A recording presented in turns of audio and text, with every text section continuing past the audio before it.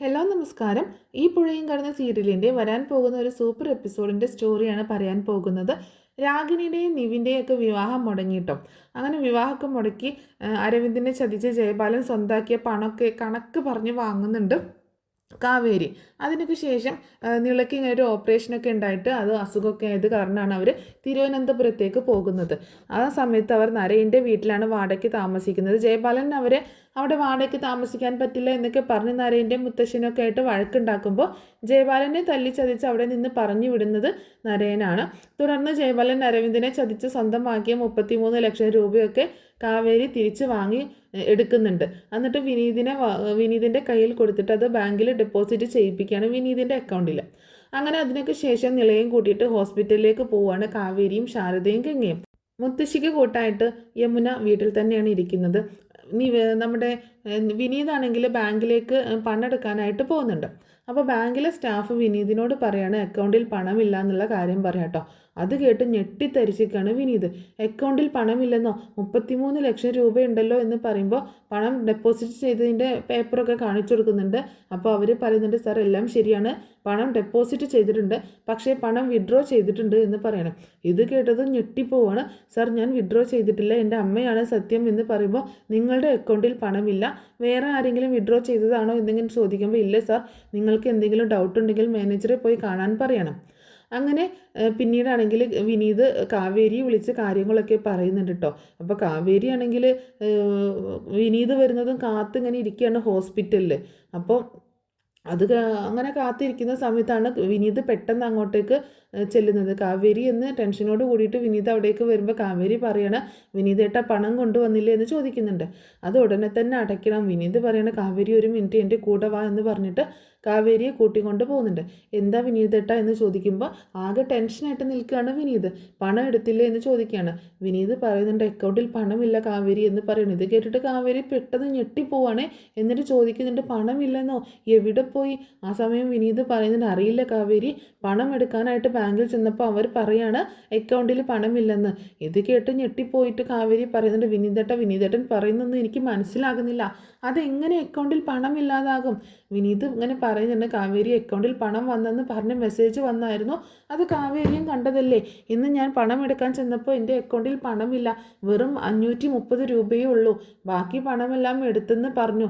ഇത് കേട്ട് കാവേരി ഞെട്ടിപ്പോവാണ്. വെറും 530 രൂപയോ? ആരെടുത്തു? വിനീതേട്ടൻ്റെ പെർമിഷൻ ഇല്ലാതെ വിനീതേട്ടൻ്റെ അക്കൗണ്ടിൽ നിന്ന് ആര് പണം എടുക്കാനാണ്?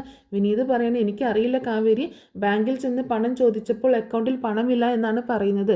കാവേരി പറയുന്നുണ്ട് അതെങ്ങനെ പണമില്ല എന്ന് പറയും, ആ പണം പിന്നെ എവിടെ പോയി? അതാ എനിക്ക് മനസ്സിലാവാത്തത് കാവേരി എന്ന് പറയാണ് വിനീത്. കാവേരി പറയുന്നുണ്ട് വിനീതേട്ടൻ വാ നമുക്ക് ബാങ്കിൽ ചെന്ന് ചോദിക്കാം എന്ന് പറയണം. അങ്ങനെ വിനീതിനെയും കൂട്ടിയിട്ട് കാവേരി ബാങ്കിലേക്ക് പോവുകയാണ്. വിനീതിനെ കാണുന്ന ആ സ്റ്റാഫ് പറയുന്നുണ്ട് സാർ നിങ്ങൾ രണ്ടുപേരും എൻ്റെ ഒപ്പം വാ, ഞാൻ മാനേജറിനോട് സംസാരിച്ചായിരുന്നു, നമുക്ക് മാനേജറെ കാണാമെന്ന് പറയണം. അങ്ങനെ മാനേജറെ കാണുന്ന കാവേരി പറയുന്നുണ്ട് സാർ 2 ദിവസം മുമ്പാണ് ചെക്കുമായി ഇവിടെ വന്നത്, അക്കൗണ്ടിൽ പണം വന്നു എന്ന് പറഞ്ഞ് ഞങ്ങൾ മെസ്സേജും വന്നു, പണം ആരും വിഡ്രോ ചെയ്തിട്ടില്ല, അക്കൗണ്ടിലും ഇല്ലെന്ന് പറയുന്നു, ഇനിയും ക്രെഡിറ്റ് ആയിട്ടില്ല എന്നിങ്ങനെ ചോദിക്കുമ്പോൾ വിനീത് പറയണതേ നോക്ക് സാറേ അക്കൗണ്ടിൽ പണം വന്നു എന്ന് പറഞ്ഞ് മെസ്സേജ് വന്നിട്ടുണ്ട് എന്ന് പറയണം. അങ്ങനെ ഇങ്ങനെ കാണിച്ചേ എന്ന് പറഞ്ഞ് മാനേജർ അത് വാങ്ങിച്ച് നോക്കുകയാണ്. ശേഷം മാനേജർ ചോദിക്കുന്നുണ്ട് നിങ്ങൾ അക്കൗണ്ടിൽ നിന്നും പണം പോയി എന്ന് പറഞ്ഞ മെസ്സേജ് കണ്ടില്ലേ എന്ന് ചോദിക്കുകയാണ്. ഇത് കേട്ട് ഞെട്ടി നിൽക്കുകയാണ് കാവേരിയും വിനീതും. ആ മെസ്സേജ് നോക്കിയിട്ട് കാവേരി ചോദിക്കുന്നുണ്ട് എന്താ വിനീതേട്ടാ ഇത് ഡെബിറ്റ് ആയി എന്ന് മെസ്സേജ് വന്നിട്ടുണ്ടല്ലോ. സ്റ്റാഫ് ചോദിക്കുന്നുണ്ട് നിങ്ങൾ രണ്ടാമത് വന്ന മെസ്സേജ് നോക്കിയില്ലായിരുന്നു അല്ലേ എന്ന് ചോദിക്കുമ്പോൾ കാവേരി പറയണം എനിക്ക് മനസ്സിലാകുന്നില്ല സാർ, വിനീതേട്ടൻ പണം വിഡ്രോ ചെയ്തിട്ടില്ല, വിനീതേട്ടൻ്റെ അക്കൗണ്ടിൽ നിന്നും പിന്നെ വേറെ ആര് പണം എടുക്കാനാണ്, അതോ വിനീതേട്ടൻ്റെ പെർമിഷൻ ഇല്ലാതെ എന്ന് ചോദിക്കുമ്പോൾ മാനേജർ പറയണം എവിടെയോ തെറ്റ് പറ്റിയിട്ടുണ്ട്, അക്കൗണ്ട് ഡീറ്റെയിൽസ് ആർക്കെങ്കിലും കൊടുത്തിരുന്നോ എന്ന് ചോദിക്കുകയാണ്. വിനീത് പറയണം ഇല്ല സാർ, സ്റ്റാഫ് ചോദിക്കുന്നുണ്ട് കാർഡിൻ്റെ മുകളിലെ നമ്പർ പറയൂ എന്ന് പറഞ്ഞിട്ടോ OTP നമ്പർ ചോദിച്ചോ എന്തെങ്കിലും കോൾ വന്നിരുന്നോ എന്ന് ചോദിക്കുമ്പോൾ അങ്ങനെ ഒരു കോളും വന്നില്ല എന്ന് വിനീത് പറയുമ്പോൾ കാവേരി ചോദിക്കുകയാണ് സാർ അപ്പോൾ പണം നഷ്ടപ്പെട്ടു എന്നാണോ നിങ്ങൾ പറയുന്നത് എന്ന് ചോദിക്കുന്നുണ്ട്. മാനേജർ പറയുന്നുണ്ട് അതെ, പണം വേറൊരു അക്കൗണ്ടിലേക്ക് ട്രാൻസ്ഫർ ആയിട്ടുണ്ട്. അത് കേട്ട് ഞെട്ടിപ്പോവാണ് കാവേരി. അപ്പോൾ പണം പോയോ? സ്റ്റാഫ് പറയുന്നുണ്ട് നിങ്ങളുടെ ഭാഗത്തു നിന്ന് എന്തോ തെറ്റ് സംഭവിച്ചിരിക്കുകയാണ്. പെട്ടെന്ന് വിനീത് ഓർക്കുന്നുണ്ട് ഫോണിലേക്ക് ഒരു കോൾ വന്നത് സാർ, ഞാൻ നിങ്ങളുടെ ബാങ്കിൽ നിന്നുമാണ് വിളിക്കുന്നത്, നിങ്ങളുടെ ബാങ്ക് അക്കൗണ്ടിൽ ഒരു വെരിഫിക്കേഷൻ ഉണ്ട്, നിങ്ങളുടെ ബാങ്ക് അക്കൗണ്ടിൻ്റെ ചെക്ക് ഡെപ്പോസിറ്റ് ചെയ്തിട്ടില്ലേ സാർ? സാറിൻ്റെ ATM കാർഡിൽ ഒരു 16 ഡിജിറ്റ് നമ്പർ ഉണ്ട്, അതൊന്ന് പറയാമോ എന്നൊക്കെ ചോദിച്ച്. ഓക്കെ പറഞ്ഞ് വിനീത് ATM കാർഡിൽ നമ്പർ പറഞ്ഞു കൊടുത്തു. ശേഷം അയാൾ പറഞ്ഞു, നിങ്ങളുടെ ഫോണിലേക്ക് ഒരു OTP വന്നിട്ടുണ്ട്, അതുകൂടി പറയണേന്ന്. വിനീത് ആ OTP നമ്പറും പറഞ്ഞു കൊടുത്തു എന്ന് പറയാട്ടോ. എനിക്കൊരു ഫോൺ വന്നിരുന്നു, ആ കാര്യങ്ങളൊക്കെ പറയാണ്. അപ്പോൾ മാനേജർ പറയുന്നുണ്ട് OTP വരും, അത് പറയണമെന്ന് പറഞ്ഞു എന്ന് ചോദിക്കുമ്പോൾ വിനീത് അതേ എന്ന് പറയുന്നുണ്ട്. നിങ്ങൾ OTP പറഞ്ഞു കൊടുത്തോ? എന്ത് പണ്ടത്തരമാണ് നിങ്ങൾ ചെയ്തത് എന്നൊക്കെ പറയണം. വിനീത് പറയുമ്പോൾ തലയിൽ കൈവച്ച് ടെൻഷനോട് കൂടിയിട്ട് ഇരിക്കുകയാണ് കാവേരി. മാനേജർ പറയുന്ന TV-യിലും റേഡിയോയിലും പേപ്പറിലും ഒക്കെ നിങ്ങൾ കാണാറില്ലേ, ആരെങ്കിലും OTP ചോദിച്ചാൽ പറഞ്ഞു കൊടുക്കരുതെന്ന്. വിനീത് പറയുന്നുണ്ട്, സാർ നിങ്ങളുടെ ബാങ്കിൽ നിന്ന് തന്നെയാണ് വിളിച്ചത്.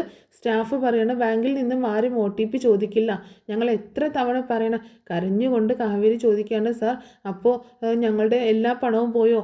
മാനേജർ പറയണം, പോയി, പണം തിരിച്ചു കിട്ടാൻ പോലീസ് സ്റ്റേഷനിൽ ഒരു കംപ്ലൈൻറ്റ് കൊടുക്കുക എന്ന് പറയുന്നുണ്ട്.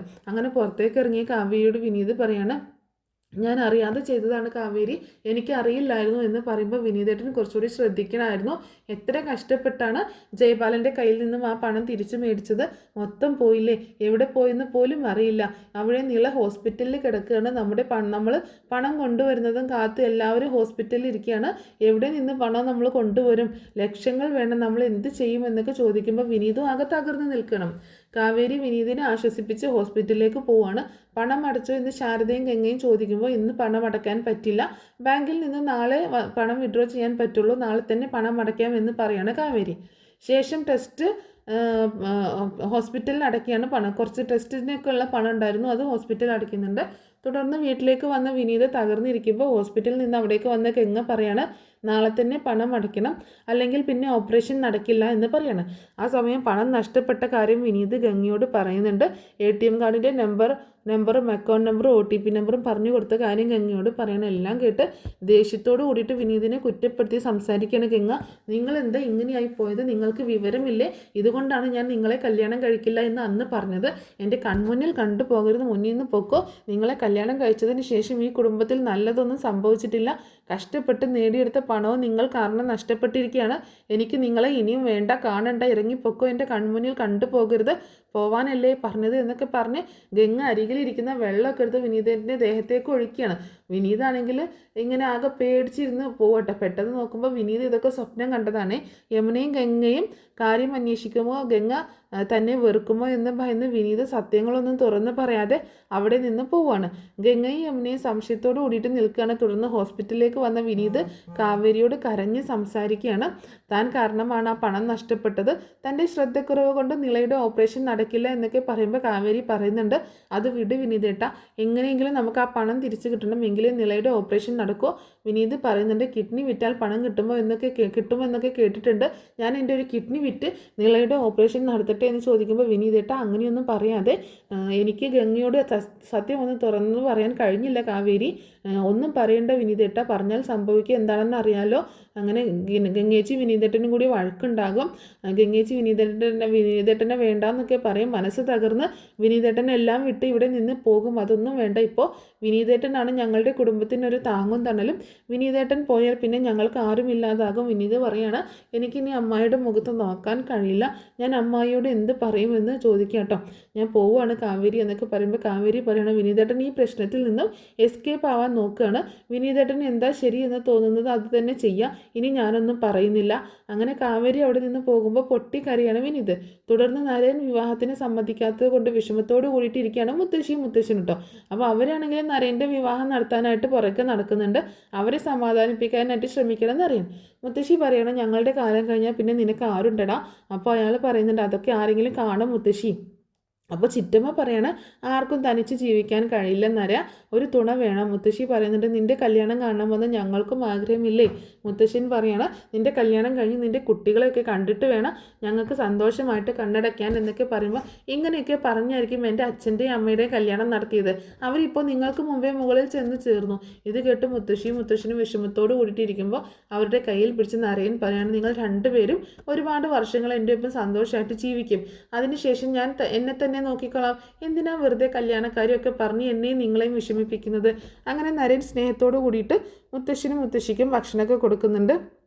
മുത്തശ്ശി രാത്രി ഉറക്കത്തിൽ ഇങ്ങനെ കിടക്കുമ്പോൾ നെഞ്ചുവേദന ഉണ്ടാവുകയാണ്.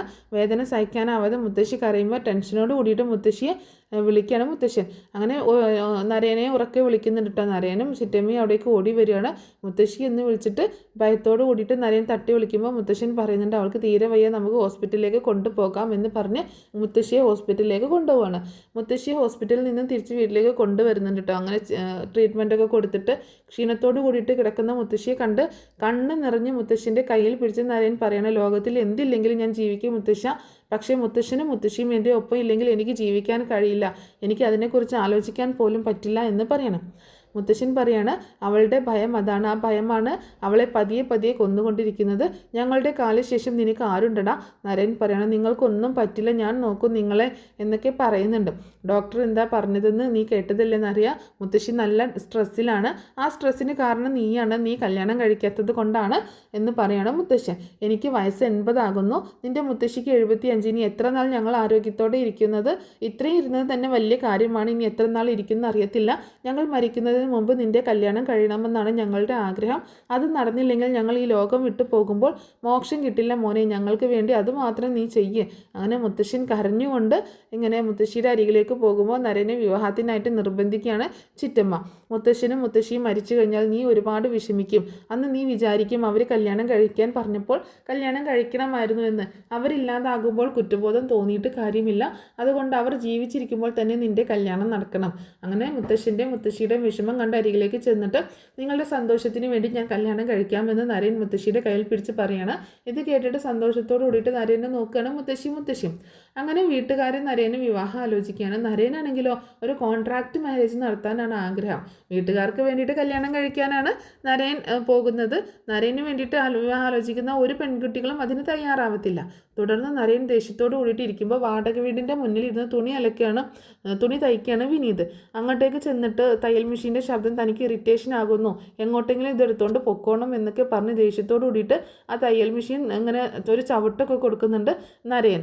വിനീത് പറയണ ഒരാഴ്ച സമയം തരൂ, നീള ഹോസ്പിറ്റലിലാണ്. അപ്പോൾ അവിടേക്ക് വന്ന കാവേരി പറയുന്നുണ്ട് തുണിയും മെഷീനൊക്കെ ഇങ്ങനെ അലങ്കോലമായിട്ട് കിടക്കുന്നത് കണ്ട് വിനീതോട് കാര്യം അന്വേഷിക്കുകയാണ്.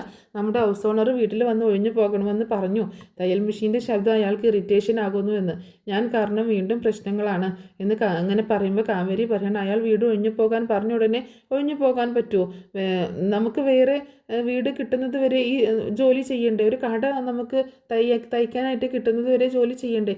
ഞാൻ അയാളോടൊന്ന് സംസാരിക്കട്ടെ എന്ന് പറഞ്ഞിട്ട് കാവേരിയുടെ ഫോണിലേക്ക് വിളിച്ച് ഗംഗ ചോദിക്കട്ടെ നീ എവിടെയാടി, വീട്ടിലാണെന്ന് ചോദിക്കുമ്പോൾ കാവേരി പറയുന്നുണ്ട് വീട്ടിൽ ചെന്ന് നീ എന്ത് ചെയ്യുകയാണ്? നമ്മൾ ഹോസ്പിറ്റലിൽ പണം അടയ്ക്കാത്തത് ആരെങ്കിലും ചോദിച്ചോ എന്ന് ചോദിക്കുകയാണ് കാവേരി. ഗംഗ പറയാണ് ചോദിച്ചുകൊണ്ടേ ഇരിക്കുകയാണ്, എന്താ നമ്മൾ ചെയ്യുക?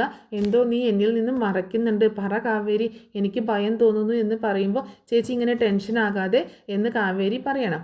ടെൻഷൻ ആകാതെ എന്ത് ചെയ്യും? വീണ്ടും അവൾക്ക് വയ്യായ്ക വന്ന് ശ്വാസം മുട്ടൽ വന്ന് അവൾ തളർന്നിരിക്കുകയാണ്. കണ്ട് ഞങ്ങളുടെ ജീവൻ പോയി. നമ്മൾ ഓപ്പറേഷൻ നടത്താൻ വേണ്ടിയല്ലേ ഇങ്ങോട്ടേക്ക് വന്നത്, എന്നിട്ട് പണം അടയ്ക്കാത്തത് എന്താണ്? സത്യം പറ, നീ എന്നോട് പണം അടയ്ക്കാൻ എന്തെങ്കിലും ബുദ്ധിമുട്ടുണ്ടോ? നീ എന്നോട് എന്തെങ്കിലും പറയാൻ വിട്ടു പോകുന്നുണ്ടോ? ഉണ്ടെങ്കിൽ എന്തെങ്കിലും എവിടെയെങ്കിലും ഫ്രീ ആയിട്ട് ഓപ്പറേഷൻ ചെയ്യുന്നുണ്ടോ എന്ന് നമുക്ക് അന്വേഷിക്കാം, പണമില്ലെങ്കിൽ, എന്നിട്ട് നമുക്ക് അവിടെ പോകാം, എനിക്ക് ഭയമാവുകയാണ് എന്നൊക്കെ പറയണം. ഇതെല്ലാം കേട്ട് കണ്ണം നിറഞ്ഞു നിൽക്കുകയാണ് കാവേരി. തുടർന്ന് നരേനെ കാണാനായിട്ട് കാവേരി ചെല്ലുകയാണ്. ബാൽക്കണിയിൽ ഫോൺ ചെയ്തുകൊണ്ട് നിൽക്കുകയാണ് നരേൻ. അരികിലേക്ക് ചെല്ലുമ്പോൾ നരേൻ ചോദിക്കുകയാണ് നീ ഇവിടെ എന്ത് ചെയ്യാടി എന്ന് ചോദിക്കുകയാണ്. നീ എന്തിനാ ഇങ്ങോട്ടേക്ക് വന്നേ എന്ന് പറയണം. വീട് ഒഴിയാൻ പറഞ്ഞായിരുന്നു എന്ന് കാവേരി ചോദിക്കുമ്പോൾ നരേൻ ചോദിക്കുകയാണ് അത് ചോദിക്കാൻ നീ എൻ്റെ വീടിൻ്റെ മുകളിൽ വരെ കയറി വരുമോ? കാവേരി പറയണം വീട് ഒഴിഞ്ഞു പോകണമെന്ന് പറഞ്ഞാൽ ഞങ്ങൾ എവിടെ പോകാനാണ്? വിനീതേടൻ അവിടെ ഇരുന്ന് തയ്ക്കുന്നത് ഇഷ്ടമല്ലെങ്കിൽ അത് പറഞ്ഞാൽ പോരെ, എന്തിനാണ് വീട് ഒഴിഞ്ഞു പോകണമെന്ന് പറയുന്നത്? അപ്പോൾ നരേൻ പറയുന്നുണ്ട് ഇതേ നോക്ക്, ഇത് എൻ്റെ വീടാണ്, എൻ്റെ ഇഷ്ടത്തിനായിരിക്കും ഞാൻ സംസാരിക്കുന്നത് എന്ന് പറയണം. കാവേരി പറയുന്നുണ്ട് നിങ്ങളുടെ വീടാണ്, അല്ലെന്ന് ഞാൻ പറഞ്ഞില്ല, അതുകൊണ്ടാണ് ഞാൻ നിങ്ങളോട് സംസാരിക്കുന്നത്. ഇപ്പോഴത്തെ ഞങ്ങളുടെ അവസ്ഥ ഞാൻ നിങ്ങളോട് പറയാൻ ദയവ് ചെയ്തത് എനിക്ക് പറയാനുള്ളതൊന്ന് കേൾക്കണം. നരേൻ പറയണം എനിക്ക് വേറെ ജോലിയില്ലെന്ന് നീ വിചാരിച്ചോ? നിൻ്റെ കഥയൊന്നും കേട്ടുകൊണ്ട് നിൽക്കാൻ എനിക്ക് പറ്റില്ല. കാവേരി പറയണം സാർ അത് കേൾക്കണോ? വേറെ വഴിയേ ഇല്ല സാർ എന്നൊക്കെ കേട്ടില്ലെങ്കിൽ ഞാൻ പറയാൻ പോവുകയാണ്. ഞങ്ങൾക്ക് പുഷ്പവാടിയിൽ നല്ലൊരു വീടുണ്ട്, നിങ്ങളൊക്കെ ടൂർ വരുന്ന സ്ഥലത്താണ് ഞങ്ങളുടെ അച്ഛൻ ഞങ്ങൾക്ക് വേണ്ടി വീടുണ്ടാക്കി തന്നത്. ഞങ്ങളെല്ലാവരും സൗകര്യത്തോടു കൂടി ജീവിക്കാൻ വേണ്ടി ഞങ്ങളുടെ അച്ഛൻ ഗൾഫിൽ പോയി സമ്പാദിച്ച് ഞങ്ങൾക്ക് വേണ്ടിയാണ് ആ വീട് ഉണ്ടാക്കിയിരുന്നത്. 6 മാസം മുമ്പ് വരെ ഞങ്ങളുടെ അച്ഛൻ ഞങ്ങളുടെ ഒപ്പം ഉണ്ടായിരുന്നു. അച്ഛനുള്ളിടത്തോളം കാലം ഞങ്ങൾ ഒന്നിനും ബുദ്ധിമുട്ടിയിട്ടില്ല. വിഷമിച്ചിട്ടുമില്ല. ഞങ്ങളെ അത്ര സന്തോഷമായിട്ടാണ് അച്ഛൻ നോക്കിയിരുന്നത്. അച്ഛൻ പോയതിന് ശേഷം ഞങ്ങളുടെ കഷ്ടകാലം തുടങ്ങി. അന്ന് നിങ്ങൾ ഒരാളെ തല്ലി ചതച്ചില്ലേ ജയപാലൻ, അത് കണ്ടപ്പോൾ എനിക്ക് ഒരുപാട് സന്തോഷം തോന്നി. അയാളെ അങ്ങനെ തല്ലി ചതയ്ക്കണമെന്ന് ഞാൻ ഒരുപാട് ആഗ്രഹിച്ചതാണ്. അയാൾ കാരണമാണ് സാർ ഞങ്ങൾ ഈ അവസ്ഥയിലായത്. എൻ്റെ അച്ഛൻ്റെ മരണത്തിന് കാരണവും അയാളാണ് എൻ്റെ അച്ഛനെ കൊന്നത്, ചതിച്ചു കൊന്നു എൻ്റെ അച്ഛനെ. ചതിച്ച അച്ഛൻ്റെ സ്വത്തുകളൊക്കെ അയാൾ കൈയടക്കി. അതിൽ കുറച്ച് പണം ഞാൻ കഷ്ടപ്പെടുത്തി തിരിച്ചു മേടിച്ചു. ഇപ്പോൾ ആ പണം ഞങ്ങൾക്ക് നഷ്ടമായി. ആ പണത്തിന് വിശ്വസിച്ചാണ് എൻ്റെ അനുജത്തി നിളയെ ഹാർട്ട് ഓപ്പറേഷന് വേണ്ടിയിട്ട് ഹോസ്പിറ്റലിൽ അഡ്മിറ്റ് ചെയ്തിരിക്കുന്നത്.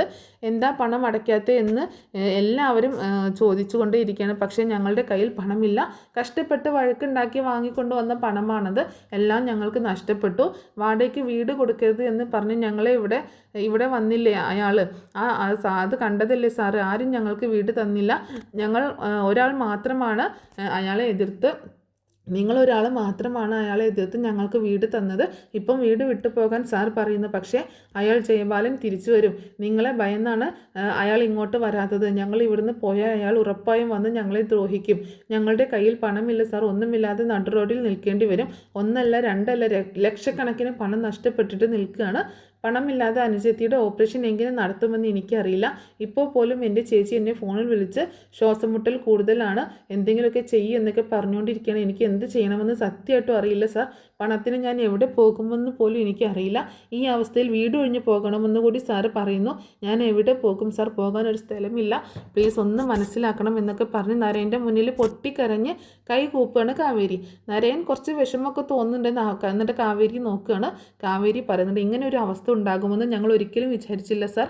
എനിക്ക് എങ്ങനെയും പണം വേണം. ഇപ്പോൾ എന്നെ കൊന്നിട്ട് എൻ്റെ വീട്ടുകാർക്ക് പണം കൊടുക്കാമെന്ന് പറഞ്ഞാൽ ഞാൻ സന്തോഷമായിട്ട് മരിക്കാൻ തയ്യാറാകും. എന്തിനാ എന്നെ കൊല്ലുന്നത് എന്ന് പോലും ഞാൻ ചോദിക്കത്തില്ല. എൻ്റെ വീട്ടിലുള്ളവർക്ക് പണം കിട്ടിയാൽ മാത്രം മതി സാർ. ഇതാ സാർ എൻ്റെ അവസ്ഥ, ദയവ് ചെയ്ത് മനസ്സിലാക്കണമെന്ന് പറയണം. ഇതൊക്കെ കേട്ട് നരേൻ ആലോചിച്ച് നോക്കുമ്പോൾ കാവേരി ചോദിക്കുകയാണ്, സാർ എന്താ ആലോചിക്കുന്നത്? എന്നെ കൊന്നു കളയാമെന്നാണോ? അവൾ ഇത്രയൊക്കെ സംസാരിക്കുന്നില്ലേ? ഇവളെ കൊന്നു കളയാമെന്ന് തന്നെയല്ലേ ആലോചിക്കുന്നത്? ഞാൻ ചുമ്മാ പറഞ്ഞതല്ല സാർ, പണം കിട്ടുമെങ്കിൽ മരിക്കാൻ വരെ ഞാൻ തയ്യാറാണ്. സാറിന് എൻ്റെ അവസ്ഥ മനസ്സിലാകുന്നില്ലേ? വിഷമത്തോടു കൂടിയിട്ട് ഇങ്ങനെ പറയണം. അത് കേട്ടപ്പോൾ നരേൻ പറയുന്നുണ്ട്, എനിക്ക് നിൻ്റെ അവസ്ഥ നന്നായി മനസ്സിലാകുന്നുണ്ട്. സോ നിനക്ക് പണം വേണം, അതിനുവേണ്ടി നീ എന്ത് വേണമെങ്കിലും ചെയ്യും. അങ്ങനെയല്ലേ? നീ മരിച്ചു പോവുകയൊന്നും വേണ്ട. ഞാനൊരു വഴി പറയട്ടെ. മരിച്ചു പോകുന്നതിനേക്കാളും എളുപ്പമുള്ള വഴിയാണ്. നിനക്ക് പണം കിട്ടും. നിൻ്റെ അനുജത്തിയുടെ ഓപ്പറേഷന് എത്ര പണം വേണോ അത്രയും പണം കിട്ടും. അത് മാത്രമല്ല, നീ വീട് ഒഴിഞ്ഞ് പോവുകയും വേണ്ട. കാവേരി ചോദിക്കുകയാണ്, ഞാൻ എന്താ സാർ ചെയ്യേണ്ടത്? എന്ത് ചെയ്യണമെന്ന് പറഞ്ഞാൽ മതി, എന്താണെങ്കിലും ചെയ്യാമെന്ന് പറയണം. നരേൻ പറയുന്നുണ്ട്, സിമ്പിളായിട്ടുള്ളൊരു കാര്യമാണ്, എന്നെ കല്യാണം കഴിക്കണം. ഇത് കേട്ടിട്ട് വിശ്വസിക്കാനാവാതെ നരേൻ നരേനെ നോക്കുകയാണ് കാവേരി. നരേൻ പറയണം, ഞാൻ കോമഡി പറഞ്ഞതല്ല, സീരിയസ് ആയിട്ട് പറഞ്ഞതാണ്. എന്നെ കല്യാണം കഴിക്കുമോ? കാവേരി വീണ്ടും സംശയത്തോട് കൂടിയിട്ട് നോക്കുമ്പോൾ ഇങ്ങനെ ഭയങ്കര ഇതിൽ നോക്കട്ടോ, എന്താ ഇയാളുടെ പ്രശ്നം? എന്താ ഇവനെ കാണാനൊക്കെ നല്ലതാണല്ലോ, എന്തിനാ കല്യാണം കഴിക്കാൻ പറയുന്നത് എന്നൊക്കെ നിനക്ക് തോന്നും. എനിക്ക് കല്യാണത്തിലൊന്നും വിശ്വാസമില്ല. എന്താ ചെയ്യുക? എൻ്റെ വീട്ടിൽ എന്നെ ടോർച്ചർ ചെയ്യുകയാണ്. അവർക്ക് വേണ്ടി ഒരു കല്യാണം കഴിക്കണം. കല്യാണം കഴിഞ്ഞാൽ എൻ്റെ കൂടെ സന്തോഷമായിട്ട് ജീവിക്കേണ്ട കാര്യമൊന്നുമില്ല. ഒരേ ഒരു വർഷം എൻ്റെ കൂടെ താമസിച്ചാൽ മതി. കാവേരി ഞെട്ടി നാരായണനെ നോക്കുമ്പോൾ നരേൻ പറയാണ്, ഒരേ ഒരു വർഷം എൻ്റെ കൂടെ താമസിച്ചാൽ മാത്രം മതി. അതിനുശേഷം ഞാൻ നിന്നെ ശല്യപ്പെടുത്തില്ല. ഒരു വർഷത്തിന് ശേഷം നിനക്ക് നിൻ്റെ വഴി, എനിക്ക് എൻ്റെ വഴി. എൻ്റെ മുത്തശ്ശനും മുത്തശ്ശിക്കും വേണ്ടി ഒരു കല്യാണം. ഇതിന് നീ സമ്മതിച്ചാൽ നീ ചോദിക്കുന്ന പണം ഞാൻ തരും. ആക്ച്വലി കല്യാണം കഴിക്കുക എന്ന് പറയുന്നത് മരിച്ചു പോകുന്നതിനേക്കാളും ഒരുപാട് ബുദ്ധിമുട്ടുള്ള കാര്യമാണെന്ന് അറിയാം. അതുകൊണ്ടാണ് പറഞ്ഞത് ഒരു വർഷം, ജസ്റ്റ് 1 year കോൺട്രാക്റ്റ്. എന്ത് പറയുന്നു എന്ന് ചോദിക്കുമ്പോൾ ആകെ അമ്പരന്ന് നിൽക്കുകയാണ് കാവേരി. ഞാൻ വീട് ഒഴിയുന്നതിനെക്കുറിച്ച് സംസാരിക്കാനാണ് വന്നത് എന്ന് പറയുമ്പോൾ നരേൻ പറയാണ്, ഞാൻ പറഞ്ഞല്ലോ, ഈ എഗ്രിമെൻ്റ് കല്യാണത്തിന് നീ സമ്മതിച്ചാൽ നീ വീട് ഒഴിയണ്ട. എത്ര നാൾ വേണമെങ്കിലും നിനക്ക് അവിടെ താമസിക്കാം. സമ്മതിച്ചില്ലെങ്കിൽ നാളെ തന്നെ നിങ്ങളെല്ലാവരും വീട് ഒഴിയണം. ആ തയ്യൽ മെഷീൻ്റെ ശബ്ദമൊന്നും ഞാൻ കേട്ടു പോകരുത്. നാളെ തന്നെ പൊക്കോളണം. ഞാൻ പറഞ്ഞതിനെല്ലാം നീ സമ്മതിച്ചാൽ നിൻ്റെ എല്ലാ പ്രശ്നങ്ങളും മാറും. എന്ത് പറയുന്നു എന്ന് ചോദിക്കണം. കാവേരി ഒന്നും മിണ്ടാതെ നരേനെ ഒന്ന് നോക്കിയിട്ട് കണ്ണ് നിറഞ്ഞ് അവിടെ നിന്ന് പോവാണ്. നരേൻ പറയുന്നുണ്ട്, കല്യാണം കഴിക്കുക എന്ന് പറയുന്നത് മരിച്ചു പോകുന്നതിനേക്കാളും വലിയ ടോർച്ചറാണെന്ന് അറിയാം, അതാണ് ഓടിപ്പോയത്. വീടിന് പുറത്തേക്ക് ഇറങ്ങിയ കാവേരി എന്ത് ചെയ്യണമെന്നറിയാതെ പൊട്ടിക്കരിയാണ്. അപ്പോൾ ഇനിയിപ്പോൾ എന്താണ് സംഭവിക്കാൻ പോകുന്നതെന്ന് വെച്ചാൽ, കാവേരി വിവാഹത്തിന് സമ്മതിക്കില്ലേ എന്നുള്ള കാര്യങ്ങളൊക്കെയാണ് കാവേരി ഇത് തന്നെ മനസ്സിലിട്ടുകൊണ്ട് നടക്കണം. അങ്ങനെ വീട്ടിലേക്ക് കയറി ചെല്ലുന്ന സമയത്ത് വിനീത് ചോദിക്കുന്നുണ്ട്, എന്തായി നീ ആ സാറോട് സംസാരിച്ചോ എന്ന് ചോദിക്കണം. അപ്പോൾ കാവേരി ഒന്നും പറയുന്നില്ല കേട്ടോ. കാവേരി കേട്ട ഒരു ഷോക്കിലാണ്. ഒരു 1 year കോൺട്രാക്റ്റ്, ഒരു വർഷം അയാളുടെ കൂടെ അയാളുടെ ഭാര്യയായിട്ട് ജീവിക്കണം, അതിനുശേഷം ഡിവോഴ്സ്, പിന്നീട് എത്ര നാൾ വേണമെങ്കിലും ഇവിടെ താമസിക്കാമെന്ന്, വീണ്ടും അയാളുടെ വീട്ടിൽ എങ്ങനെ താമസിക്കാൻ പറ്റും, എങ്ങനെ ഇങ്ങനെ ഒരു കാര്യത്തിന് സമ്മതിക്കാൻ പറ്റും, പക്ഷേ തനിക്ക് പണം വേണം താനും, അതിനിപ്പോൾ എന്ത് ചെയ്യും എന്നൊക്കെ ആലോചിച്ച് ആകെ ഒരു ഭ്രാന്ത് പിടിച്ച ഒരു അവസ്ഥയിലാണ് കാവേരി നിൽക്കുന്നത്. അപ്പോൾ എന്താണെങ്കിലും ഈ സ്റ്റോറിയുടെ ബാക്കി സ്റ്റോറി ഞാൻ നെക്സ്റ്റ് ഒരു വീഡിയോയിൽ പറഞ്ഞ് അപ്ലോഡ് ചെയ്യുന്നതായിരിക്കും കേട്ടോ.